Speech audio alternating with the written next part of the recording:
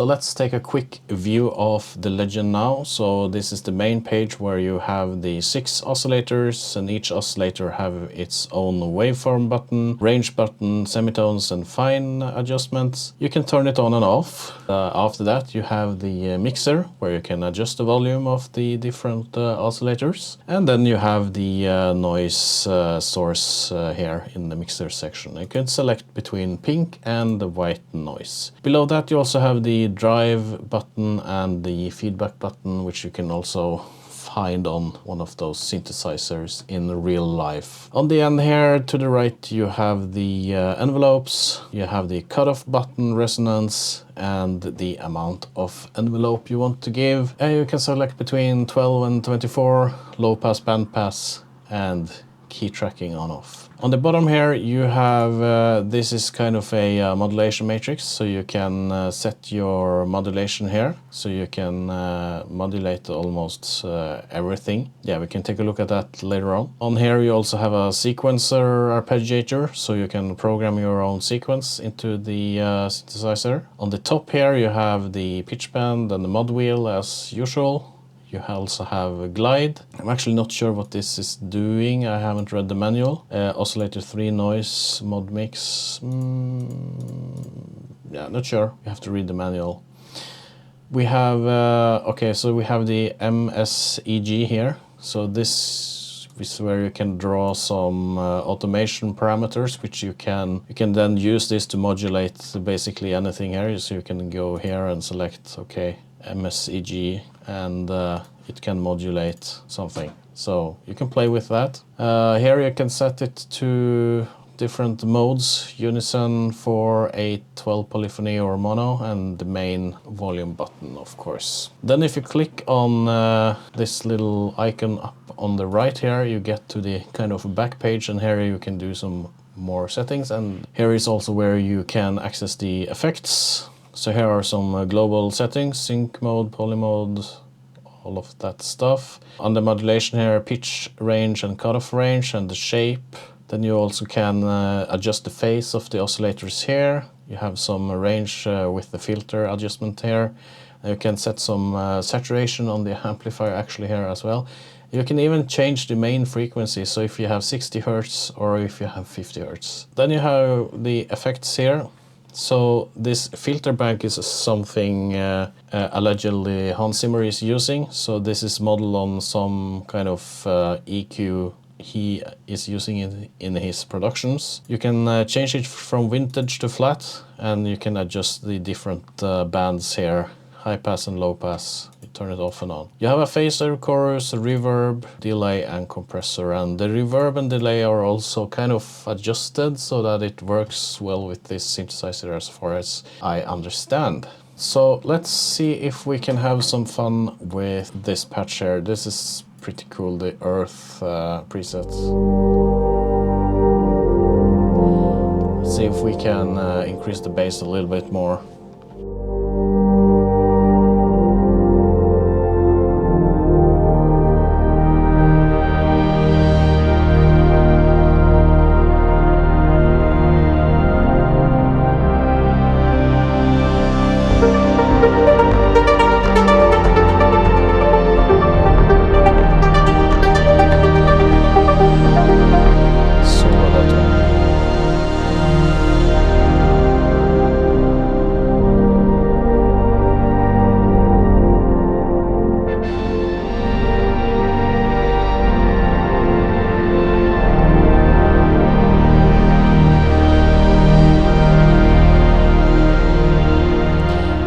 Make it sound really badass with using the drive and just having some fun with the oscillators here. It's going to be difficult to mix, of course.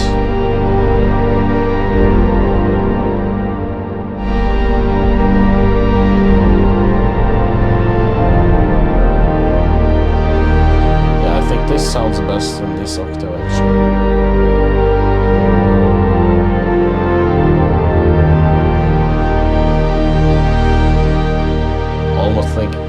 We got a little distortion there.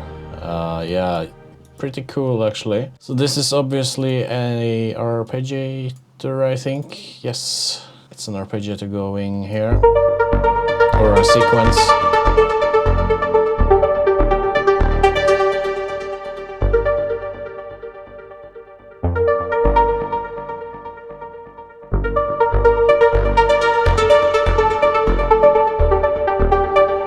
So we can see here in modulation matrix here that the MSEG is modulating the filter cutoff. So if we can play with this.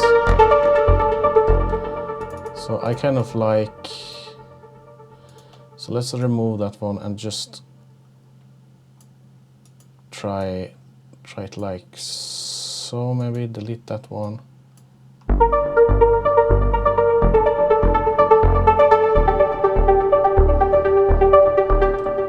Can just use this to modulate, and you can change the amount here, I think.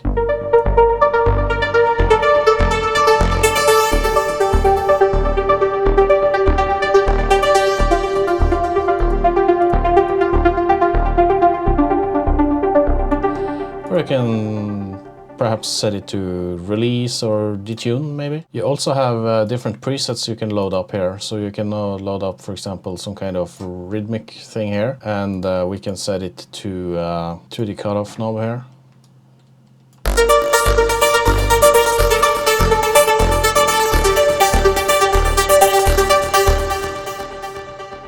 You can just select between different presets.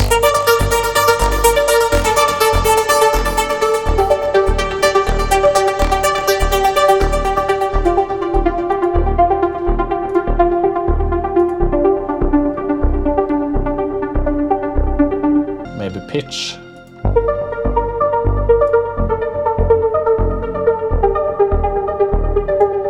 Make it kind of unstable.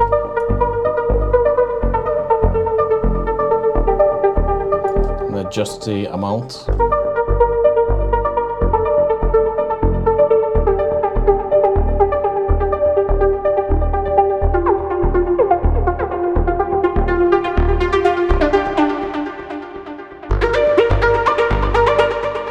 Much glide.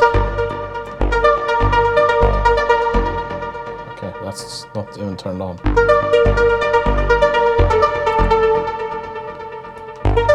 Yeah, okay, so you can play a lot with this. So here is kind of an idea I'm actually going to try to make to an actual track.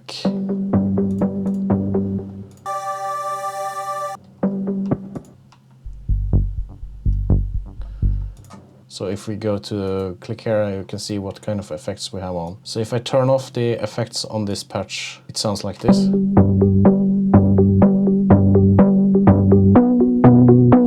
Pretty dull and dry. So let's turn on the EQ and the reverb.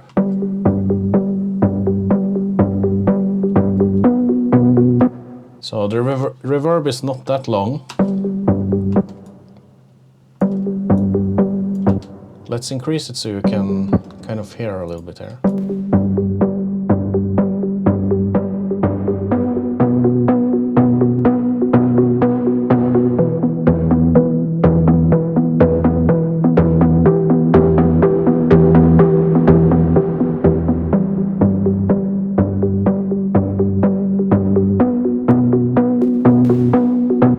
So I usually actually like to use external reverbs or use it as a reverb send so I can control it better, but if you don't have that, it's a great starting off point, I think. And the delay, we have some ping pong delay here.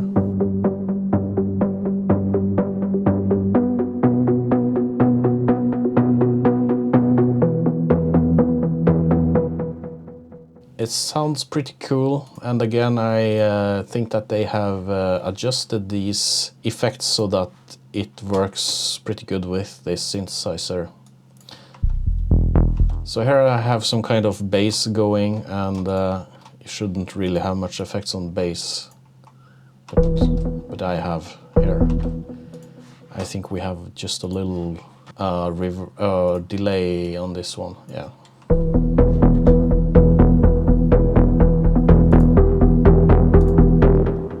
it's not long.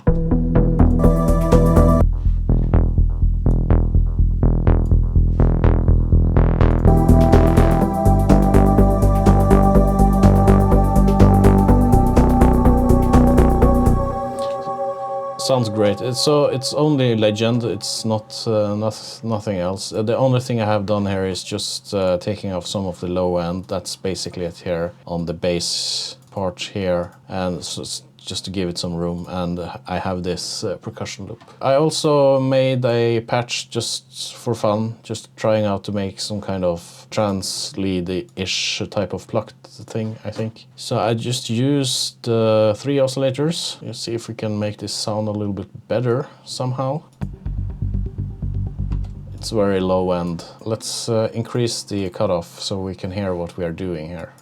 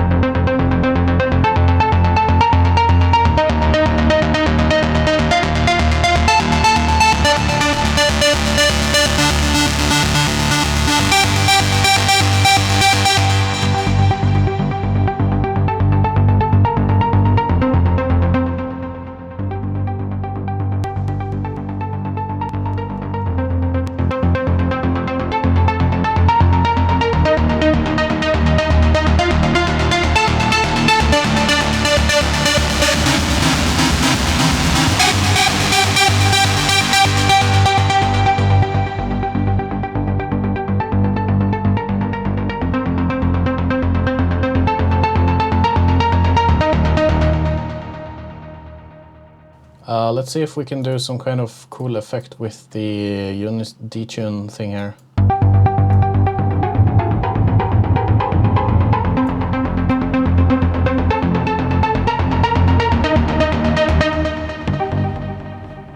So we can use the MSEG thing here. I think I double clicked, I don't know, let's see here.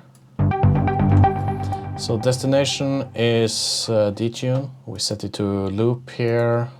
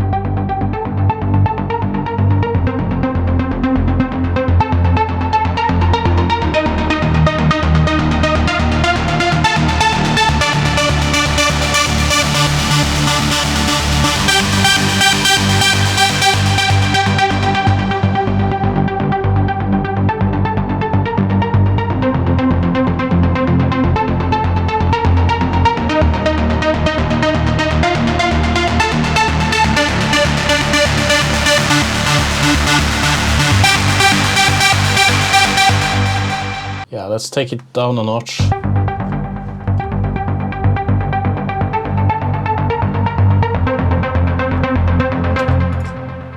So I hope this showed you a little bit on how this works, how the interface looks like, and obviously how it sounds. You have the drive knobs, you have the feedback knobs to give you that really heavy analog feel. And with the 6 oscillators, you have the options to make basically, I wouldn't say any sound you want, but you can kind of make any sound you want with that Moog-ish type of flavor to it. So if it's lead pads, obviously it shines in the low end, and that's where I like to be in my music, of course. So another thing I like to do on my channel is to test the performance of different systems and computers, and in this case I'm running the Legend on a MacBook Pro 16-inch with M3 Max, 48 gigabytes of memory, and it's the fastest M3 Max CPU you could get at the filming of this video, at least. What I like to do is just to for fun, really, see how many tracks of the Legend I can play in this project. You have to realize, though, that different patches can use different resources from your computer. Because if you have one patch with just one oscillator, with just no detune, just a few notes, that is not going to use a lot of CPU. But let's say this patch you have here on the screen, I have 3 oscillators on, and I have a cutoff which is going up and down. This will affect the CPU more. We'll show you how it works. So I have 180 tracks of this trance kind of lead I made.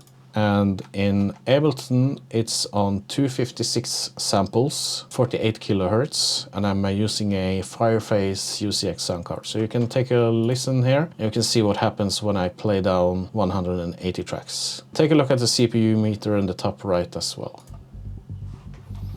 First, the CPU gets red.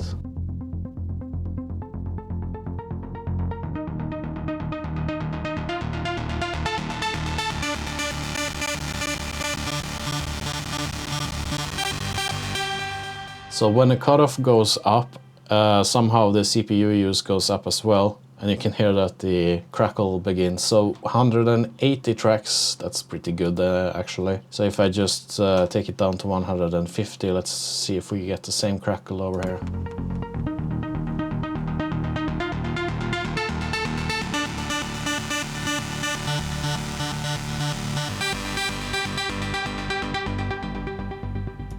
Yeah, seems like it's working. So this is in real time. I mean, you can freeze tracks, so it's really no problem. 120, see if it can just play it through with it sounding good.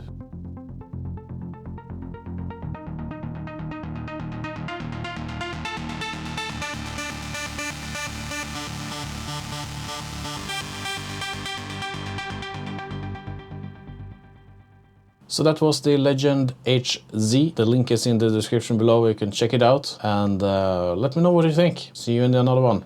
Goodbye.